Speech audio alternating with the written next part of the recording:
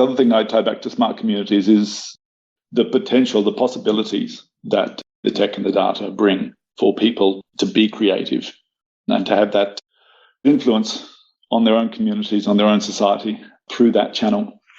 But for that to work, you've got to have that trust. You've got to have some sort of safe space for them to do that in, where they can actually then work with sort of powerful partners, and powerful partners being government agencies or perhaps corporate power in there, to actually, once they've worked out something that can happen, or once they've actually created something, then actually scaling that side of it. Is it, again, removing legal barriers, regulatory barriers, or is it really just actually getting the financial power and the communications power to get the solutions out there? Hi, Smart Community friends. In this episode of the Smart Community Podcast, I have another great conversation with Calum Cameron. Based in Estonia for the last 15 years, Calum is the CEO of Digital Path, a company that helps to build responsive digital societies with governments, industry, and entrepreneurs. Calum and I last spoke in 2020 in episode 185. An episode so good we replayed it in our summer series back in December of 2021. So Calum is back to give us a full update. We begin by Calum telling us about his background in corporate IT, his passion for helping people to create change through digital transformation and innovation, as well as giving people the tools and resources to do so. And we also discuss some of the citizen-led initiatives that I have seen in Australia helping to create change.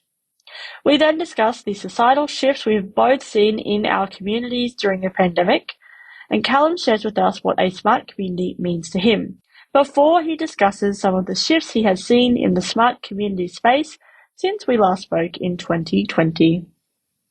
Calum then tells us about some of the effects the pandemic had on services in Estonia and some of the exciting projects he's been working on.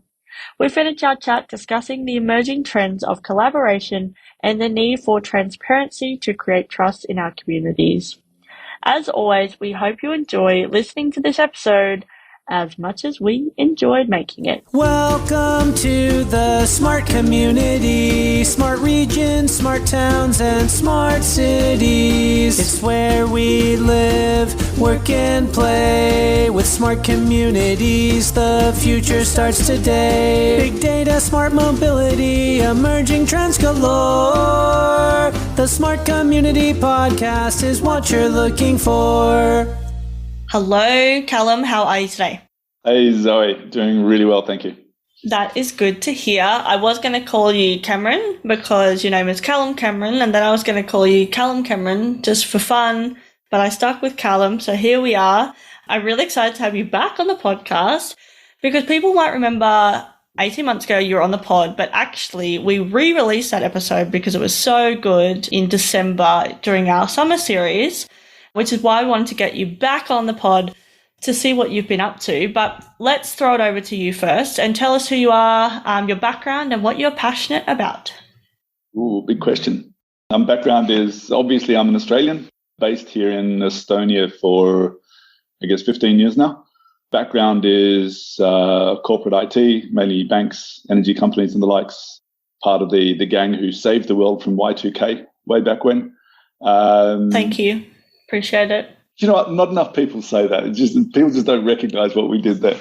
I know. Just briefly, because I'm going to interject, but I still want to go back to you. I had a similar conversation with somebody who worked in security and around Y2K, and people are just like, oh, what? Nothing happened, so it was fine. He's like, yeah, that's because we were there behind the scenes doing all the things to make sure it doesn't happen. So it's a very thankless job, when you're in security. If everything's just fine and normal, you're doing a great job, whereas it's only when things go bang is when then people recognize how important it is. It's when you get noticed, right? It's when you get noticed, which is sad existence. Anyway, back to you. Yeah, so last 15 years, based here in Estonia, working mainly with, it's in the technology environment. So is it with startups? Is it with government? Is it with corporates? So technology, digital transformation, and I guess innovation work. Yeah, cool. What are you passionate about? Oh, yes. Having lived here in Estonia for a while, I'm more and more passionate about the sun every day. So it's coming into spring, so very excited about seeing the sun out there today. What I'm actually passionate about day to day, though, is helping people create change. And I guess that comes under the title of digital transformation and innovation. And it doesn't matter whether it's with public sector or with private sector or with startups. It's always about individuals and giving them access to resources and networks and so forth to actually build stuff. Yeah, cool. I like that. I think bringing it back again, like you just said, the way that you might do it might be different in different organizations, but again, it's bringing it back to that individual and how they're going to use that then to create change, which is, really powerful. Yeah, I like that a lot. Yeah, I think so. And then it goes to, a while back, you renamed to communities, smart communities, didn't you? From, what was it, smart cities or something like this? Smart city, yep. And it comes down to exactly the same point, doesn't it? It's ultimately about the people in there, yeah. Yeah, I agree. And that's why I did shift and why I shifted my language. One, because it is about the people, but two, but then the people engage with that word community much more than smart city. And I wanted to, we've obviously got professionals in this space, but we actually want community to tell us what they think and what their pain points are and how they can really get involved. And I was just thinking like in that kind of citizen scientist kind of, element, but it's like this, how do they get involved to use the data, to use the technology? And maybe it's not to do anything that we think is like super advanced or amazing, but maybe it's starting their own business, or maybe they can get that job that then unlocks a cycle of unemployment or whatever the case is, because they are building those digital skills and they've got those, and not just digital skills too. How can we use that different ways of thinking to engage in different ways and communicate in different ways and help people unlock those thoughts and ideas that maybe they think it's not even possible because it's never been possible before. And that's where I really like the smart community approach, because it's not just about that technology and data. Those things are really important. And I think if we don't spend enough time, energy thinking about them or bringing the skill sets in that understand those, then we're really missing an opportunity, because we know that they're have infiltrated all of our lives. And if the government and other industries and startups and the like aren't involved in using those to the best of their ability as tools, then we do miss out on opportunities. But it is about using those in the right way, not the right way even, but just like the most effective way. Couldn't agree more with all of that. It's there's something special, something amazing that happens when you create those capabilities with individuals around the tech side, around the data side. You give them the belief, actually, alongside that they can actually build things. They can do things themselves, or they now have access to the other people, the networks, the resources to make things happen. And all of these ideas start to get unlocked. Ideas that just weren't there before because people didn't, as you said, they didn't think they could in there. And then that has a massive effect on the whole community being activated, being responsible for what they're doing, but then creating the businesses, the entrepreneurial environment.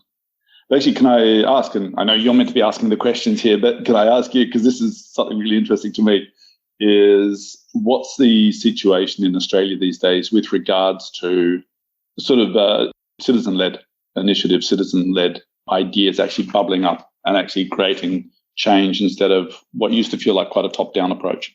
Yeah, great question. I think there's amazing pockets of innovation, and I love talking and working with local government because they're really at the coalface with the community. And I think there's a lot of kind of small projects that might not get enough airtime, which is why I'm also really passionate about no matter like celebrating what I call sweat the small stuff. So really celebrating those small wins, and whether it is just that the community has, started, and it doesn't even have to have anything to do with technology, but something to do something differently.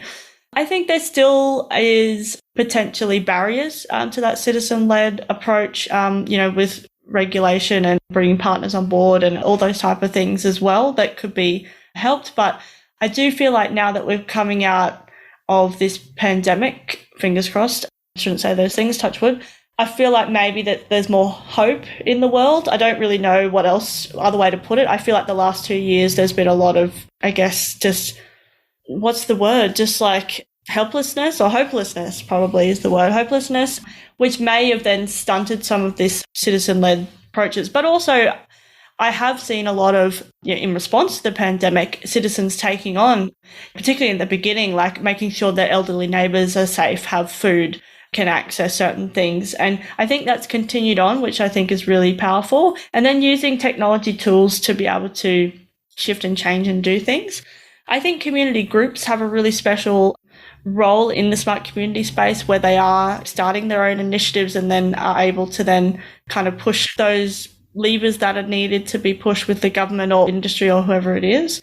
So there's definite pockets, and I think there's more and more willingness and enablement to get citizens involved or community involved through engagement, which we had to do in the past, but I think it's now improving.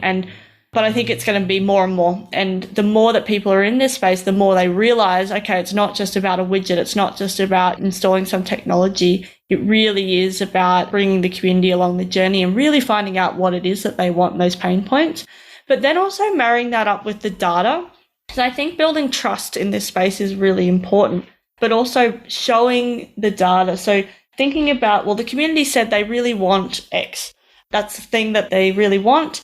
And then marrying that up with the data to say, well, actually, we looked at the data and actually we're doing this, this, and this. Maybe it's just the information isn't available. Maybe the access isn't there. So I think working together with the community and working together with who understands those mechanisms is really important. So yeah, it hasn't given you a real, short, sharp answer there, which I don't tend to do anyway. But I do think now that we've come out of this next phase, we hopefully will see more, because we're also seeing this shift in, which I think is related, like this shift in people moving jobs, right? So they're calling it the Great Resignation, but actually people are just shifting to this, the next thing or a different thing. And I think we'll see the same with people appreciating what's happening in their local community and then reaching out to their global community to be able to actually put projects in flight and place and really drive that along. Yeah, it's amazing what happens when you give people a moment to just stop and think for a little bit, yeah. Which I guess is one of the few benefits of the pandemic, has been that people have been sort of, at least for a short while, they weren't so busy anymore. I think a silver lining, I mean, for sure. But I do think then when it was just a short time, we kind of went, oh, yep, that's good, we'll pause. Although I didn't feel like I paused at all, to be perfectly honest. Actually, to be fair, it all sped up as well, yeah. Yeah, which is, a blessing and a curse too. Like the industry that I'm in, we were able to work from home, whereas I think that pause is probably, for others was probably uninvited because they weren't able to work, right? And continue not to be able to.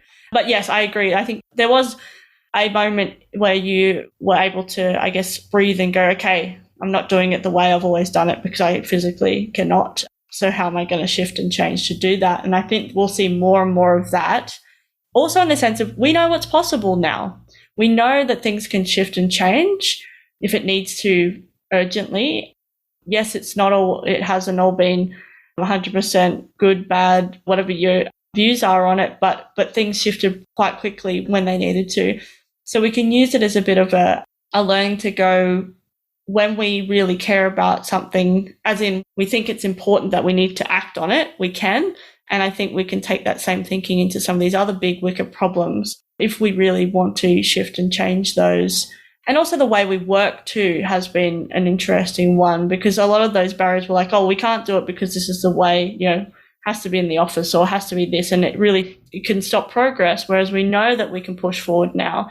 And yes, there's challenges and things that have happened, as in people work in different ways, but that's always been the case. It's just now we can hopefully have more flexibility to choose that channel or that way of working that works for us too. Yep, absolutely. A lot of the sort of established norms have been challenged here and has been given an opportunity to go, actually, do we really have to do it that way? And even, I guess, back in 2005, a bank I was working with in London, my partner got an opportunity to work over in Luxembourg. So we moved over to Luxembourg, and I asked the bank if I could work remotely from Luxembourg. And I was doing integrations for their web systems and the likes. And absolutely not. It was just, they'd love to keep me there, but it was just far too risky to do it remotely. And obviously nowadays, you just wouldn't think twice about it. 2 years ago, absolutely. It still was a difficult conversation. People would get there, but it was a difficult conversation. Now I think the question is more about, do I actually really need to be in the office? And people do want to go into the office as well, because there's still that social aspect of being in the office as well, right? But now people are focused on what the value is there, what the important part is about being there, as opposed to being there because they have to be there.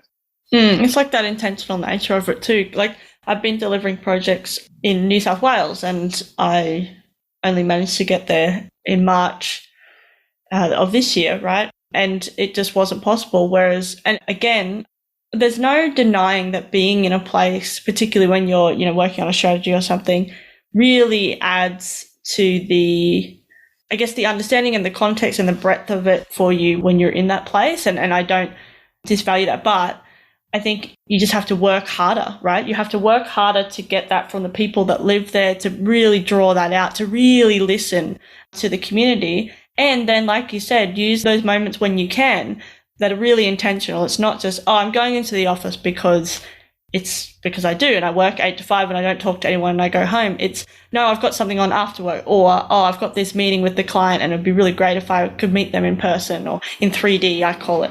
So yeah, there's a lot around that for sure. Now, I haven't even asked you anything about smart communities yet, but this has been great conversation. So let's go to, what is a smart community to you? What is a smart community to me? So first and foremost, it's community. So I think we've been talking a lot about that part, which is probably the most important part here. So it's community, it's people, and then it's with overlaid with tech and data, particularly data flows, which makes it, or at least has the potential to make it more sustainable, more creative, more fun. Yeah, I like it. Short and sharp. I like fun. I think fun is an important one to put in there too. I've been thinking about having more fun lately, and really, like, sometimes we think, we'll do fun later. But actually we need to integrate it into everything we do. And one of my good friends always talks about this too. Even the work that we do, we can always add elements of fun no matter what we're doing. Maybe not every day, maybe not every second, but I think that is a really key part, because, it's life. That's what we want. Here we are, we're living it. We're at work so much of our life, right? Absolutely.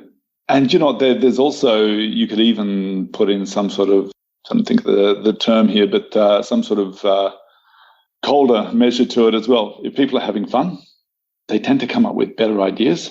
They tend to create a lot more and so forth. And basically having fun means we give more and we get more out of what we're doing. A big fan of it. Totally. I think you're right too, because there's an element where I can't believe we're deconstructing fun here, but I do enjoy it. It's quite a cold conversation, isn't it? It's like, yeah, thinking about, like, when you're having fun, you're expressing more, there must be things that open up in your brain. I'm sure there's research around it. And to have fun, you have to feel more comfortable in the environment, right? And when you feel more comfortable, you're that trust is built, the sharing is happening, all those types of things. The endorphins are happening, so your brain's working better. So more fun, I think. Absolutely. And as you said, the trust is key. I guess that's the other thing I tie back to smart communities is, again, the potential, the possibilities that the tech and the data bring for people to be creative and to have that, I guess, that influence on their own communities, on their own society through that channel. But for that to work, as you say, you've got to have that trust. You've got to have some sort of safe space for them to do that in, where they can actually then work with sort of powerful partners, and powerful partners being sort of government agencies or perhaps corporate power in there, to actually, once they've worked out something that can happen, or once they've actually, I guess, created something, then actually scaling that side of it. Is it, again, removing legal barriers, regulatory barriers that you mentioned earlier? Or is it really just actually getting the financial power and the communications power to get the solutions out there?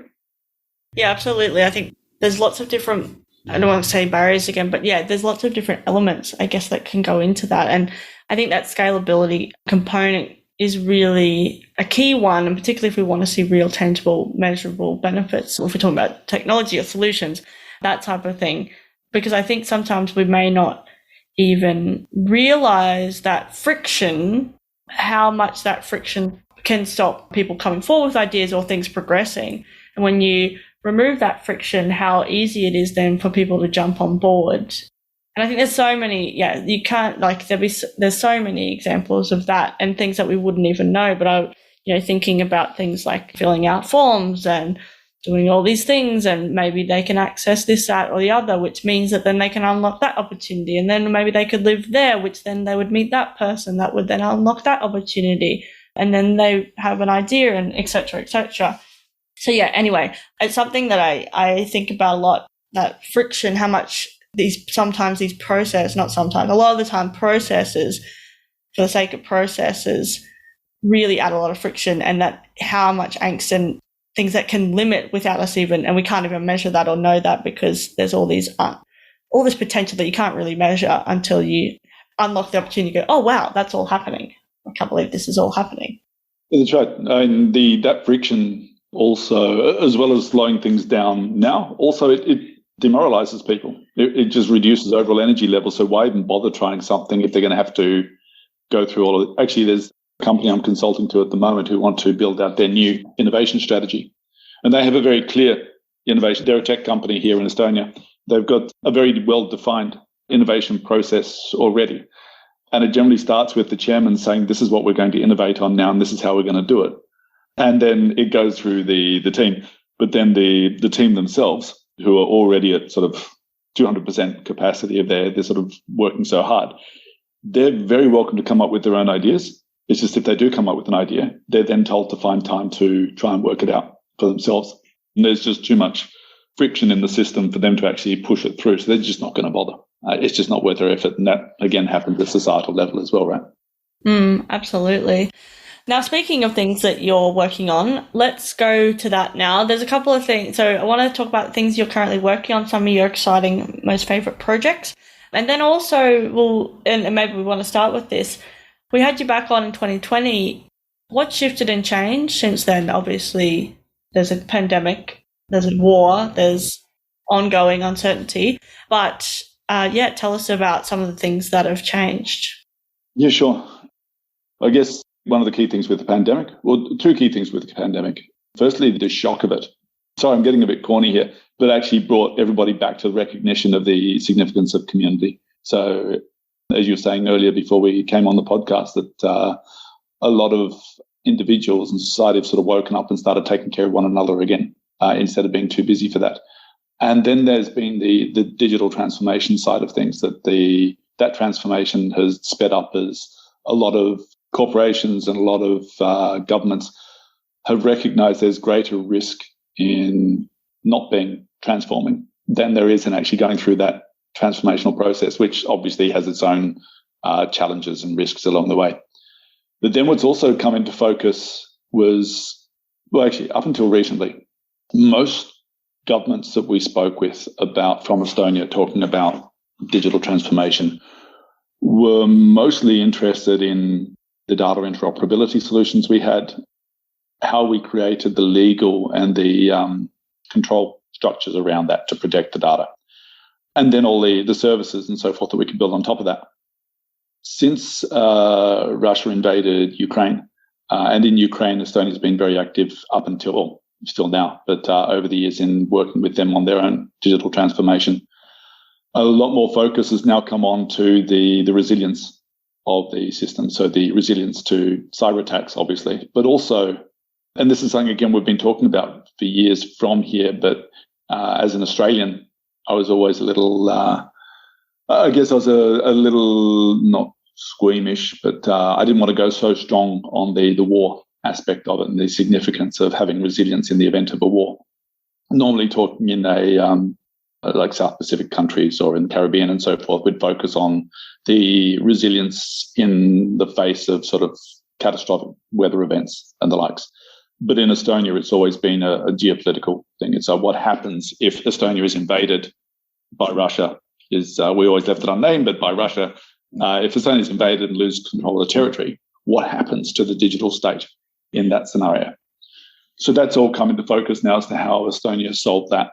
I guess going back 7-8 years ago now, with this concept of the data embassies, where Estonia's digital state can effectively be rebooted from a secure data center in Luxembourg. And again, at a corporate level, this is old news. It's purely a technological challenge and not much of a challenge in and of itself, just getting your services and your data spread across data centers, which are sufficiently far apart to make sure they're not impacted by the same weather event, geopolitical event, whatever it is in there. But when it comes to state services and data, this is sovereign data. And most countries have legislation in place saying that data, the data of their citizens and so forth, cannot be held outside the state. And so then it's mainly a legal challenge. I'm not sure if we spoke about this last time or not, but the changes that were made here and the bilateral agreement made with Luxembourg, which sort of hacked the Vienna Convention to allow a few racks in a data center, or actually it's a secure room inside a data center, to be designated as Estonian territory, which means that the data is still sovereign, or still under Estonian control, and it's all managed from Estonia. 5 years ago, 6 years ago, people were laughing about why this was important. Nowadays, all of a sudden, those who designed it from here in Estonia are now just doing back-to-back interviews and calls with people wanting to work out how they do that with their own national systems. Yeah, I was just going to add, I think the resilience piece is huge. And obviously that's a very, and also the word resilience obviously means so many different things, right?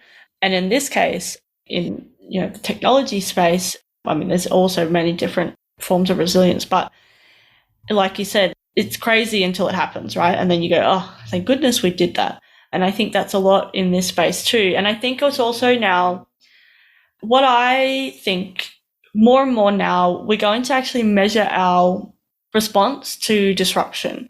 And I think once we are able to do that, and then we're able to see who's doing it better or worse and actually quantify that. And I think we do in a certain way, but I think particularly in Australia, we go, oh, that's what it costs. And obviously some things may, not be able to be avoided, but others may be able to be avoided. And I think that's when we're measuring things and monitoring things and using the data in effective ways, we can actually start to have some of those conversations, and not to point blame, but just to continue to do better and improve resilience more and more over time, whatever that kind of looks like, whether it's a natural disaster like you were talking about, or a geopolitical one, or a cyber attack, or whatever the case is. And then also the fact that what can we do to get back online straight away, or back to not business as usual even, but just, those necessary services, because the amount of, time, money, resources that's lost in that is, I think, something that now that we can measure that, I think we can then build that into the full life cycle of whatever we're doing, I think is important, because that resilience piece is huge. And I think we need to talk more and more about it in the smart city and smart community space. And do you know what, if as you said before, something that's really significant in this space is trust. It's trust in the data, the services, the availability of everything. So if you don't have that resilience there, then it does actually undermine trust as well, which means that the whole progress just gets slowed down or stopped. Yeah, absolutely. And I think I'm interested if you know any of the data yet, but how Estonia performed, I guess, overall. I'm thinking not necessarily cases and things, but more just the disruption to services, the disruption to access to things. I'm wondering whether, and maybe it's too early to say, but given that everything was already digitally focused, do you feel like there was less of, obviously there's a huge shock in the physical space, but in the digital space, was there less of a shock, do you think? So here in Estonia, no, there wasn't a big shock from a public services space, just because everything was 99% of the services were already online, and weren't just sort of online, but were sort of systemic. It's just how things were done from here, right? So there weren't big challenges there. I think the challenges were very much in the physical world, in the real world. So for the same thing, people needing to do their shopping, people, or I guess most importantly, ultimately, the deskless workers. So people working in hospitality, in hospitals, the medical environment, logistics and so forth, all of that was significantly disrupted. And then the question was how agile could the companies themselves and the government be in keeping these people working. So one of the solutions that came out was an idea that, for example, staff, actually I think I might have talked about this last time, so it was a solution that came out of one of the hackathon movements, the idea that staff working in hospitality, for example, who weren't going to be needed for who knows how long. At that point, we just didn't know how long, could keep their contracts with their existing employer, but actually work for another employer who actually needed it at the time. So in particular, again, logistics, supermarkets and so forth, delivery services, these sort of guys, which meant that their employment history didn't get disrupted. They didn't have to go through all of the whatever government processes there were to change jobs and so forth. So little agile things like this made a big difference, I think. Yeah, again, it's just like removing that friction, right? Yeah. And just thinking a bit differently, being open to thinking a bit differently. Yeah. So I do want to go to the future, but first, is there any other projects you want to kind of talk about that you've been working on that are, I guess, working in this space and interesting to you? There's some fun stuff. So I guess I've got my three streams. One is working with the Estonian government and other governments on their, I know this is it's a sort of a nothing word, but on their innovation strategies and programs and the likes. Then doing the same as a sort of a white label platform for corporates. And then there's the digital government consulting and transformation consulting side of things.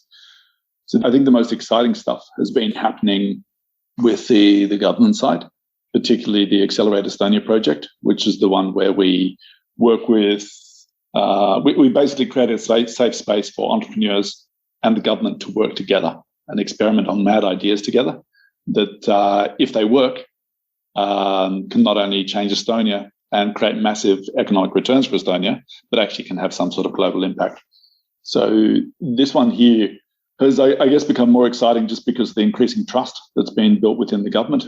So more and more we're now seeing projects that they don't have the capacity for, they don't have the risk tolerance for, but love the ideas. They're throwing our way to work with these entrepreneurs, or when I say entrepreneurs, they could be anybody from a late stage startup through to a corporate to, test out those projects. And then at the same time, we're now seeing the spillover in the private sector with more and more exciting projects coming to us. I guess most of the exciting stuff in that space is coming through on the sustainability side, or what in Europe has been called the green turn side. One project I like to call out, which is I think works well with the smart communities topic, is one where they're decarbonising construction. And this is through modular building design. So there's a platform where you go on and as a property developer or as a government agency, whoever, you go on there and you actually design your building. The platform itself actually adapts that to using modular components that now factories can mass produce, and everybody's connected through the platform here, right? Factories can then mass produce, and then those modules, particularly these guys have a preference for wood that will last many hundreds of years if done well, meaning that when the building has finished its, I guess it's no longer needed, whatever its purpose was has passed, those modules can be pulled apart and redeployed into new buildings. We don't need to go through that manufacturing process to create new modules. So this is cool. And this is all working very nicely. And the team themselves have got nice projects across Estonia and now probably in helping rebuild in Ukraine as well. And I believe actually I saw something on LinkedIn the other day suggesting there's a partnership in Australia as well. I'm not sure exactly where that is or what's going on there. But what gets me really excited about this, as well as the guy being a fantastic entrepreneur, is you can then hook this into your digital twin of the city or the municipality or whatever, which means that when you go to then redesign or you go to build new buildings, not only can you pull on the sort of standardized modules, but you can also see which modules are becoming available from buildings, other constructions in the city at that time. And so you can become far smarter about the way that you basically build once and use many, many, many times, to paraphrase Bill Gates way back in the day. I love that. Like that one, yeah. And then there's other ones where we've got a team who's working out a common taxonomy for governments and private sector to actually measure sustainability. And then once they get that platform in place, then that makes it far easier for their company reporting. So it removes friction. As at least here in Europe, more and more companies are being required to report on their sustainability. It also, when them looking for financing from banks, they also have to report on this criteria. So there needs to be a common language between corporates or companies and the government on that side. And then the hope is that a lot more FDI and export opportunities will come from Estonia, having again removed that friction and that confusion from the space. People can start building from here faster. So yeah, lots of fun stuff going on. Yeah, sounds like so much fun stuff going on. And I think really linking smart communities in with these other big, wicked challenge problems, themes that we need to focus on, like sustainability, all those type of things, that circular economy element, that's the way it needs to be, right? It's not we put all our smart things over in this bucket, it's actually bringing it all together. And I think that's really, really important. And then again, removing that friction element to be able to use recycled materials, for example, and then remove that, standardize those elements so then it's easy to be able to do that, I think is really important. And yeah, I guess a running theme of this podcast, unintentionally, but there you go, there it is. I think let's move to the future now. Tell us about the emerging trends that you think people aren't talking about enough. Ooh, I guess it still goes back to collaboration, that more and more we're seeing that governments and companies recognize that they can move faster, both from removing friction in society and creating services for society, but also in creating new revenue streams by collaborating with smaller partners.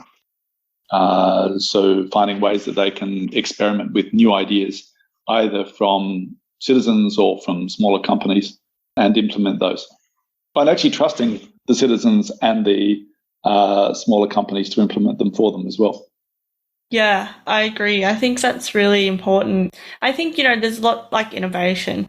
It gets thrown around a lot as this kind of term, and collaboration similarly. But when it's done well, both, like when they're actually done well and in a genuine kind of sense, that's what really unlocks a lot of these other opportunities. And you also recognize without it, then things don't happen, right? And we can't move forward and we get stuck. But sometimes you don't realize that that's the missing link until you're like, oh my God, we just need this, And again, it takes a bit of a different mindset, a bit of a different way to think about it, really.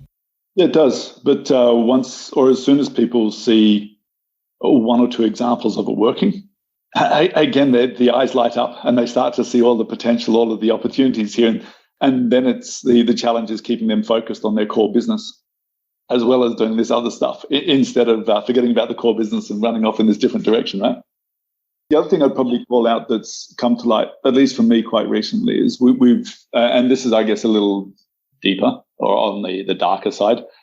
Another thing about smart communities, it all comes back to the data, as we spoke about last time, and how that can be abused, particularly through disinformation.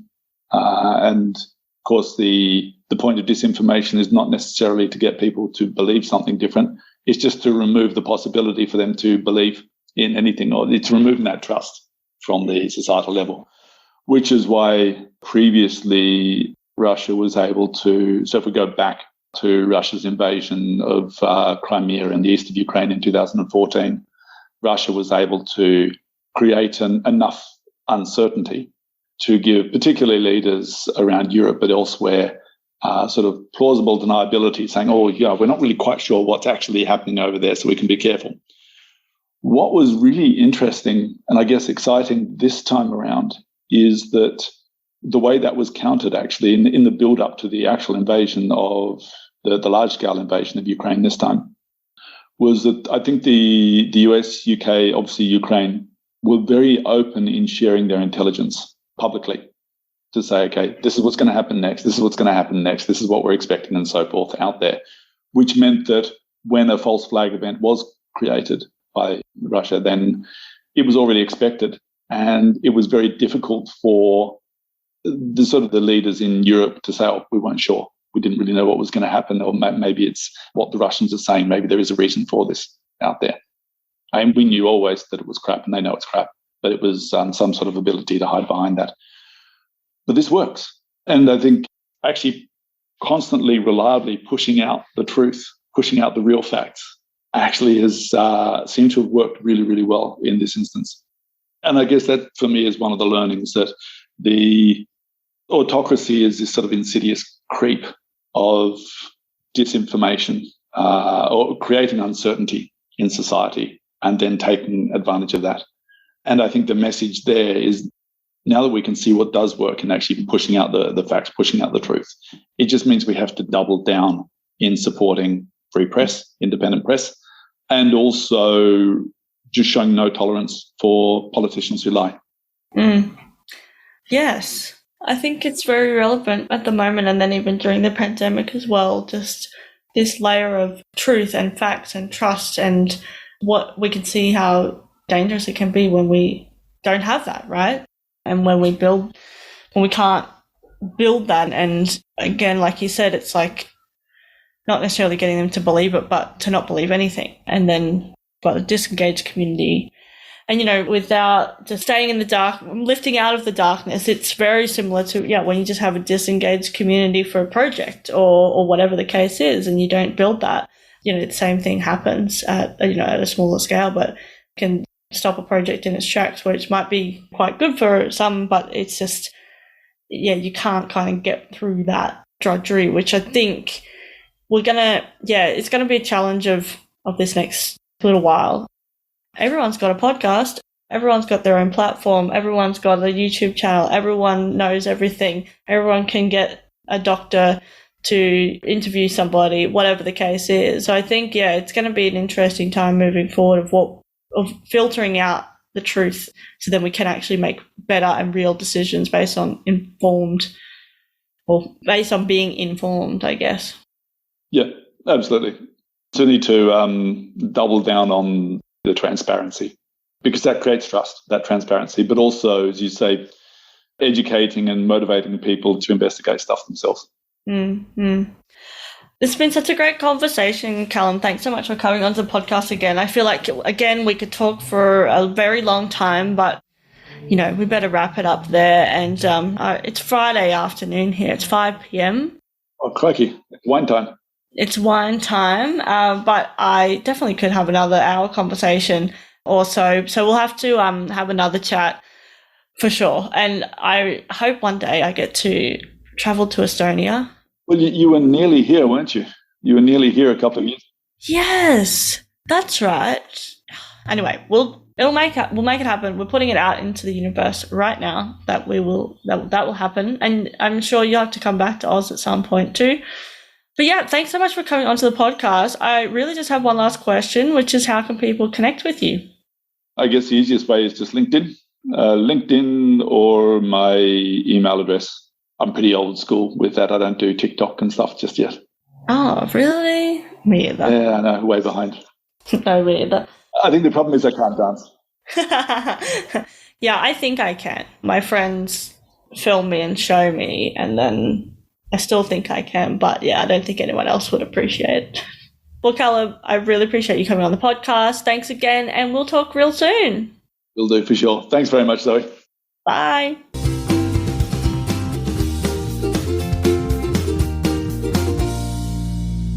The Smart Community podcast is brought to you by My Smart Community.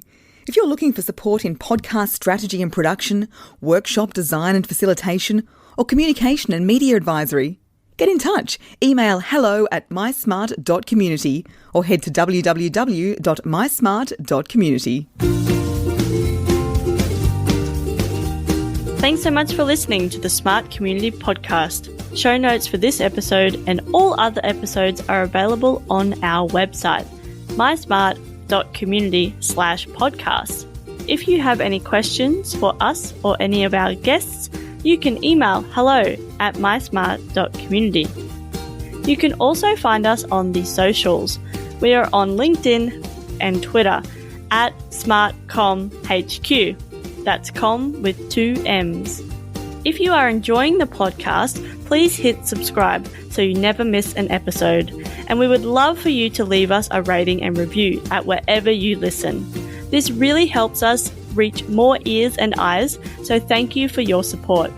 As always, we hope you enjoyed listening to this episode as much as we enjoyed making it.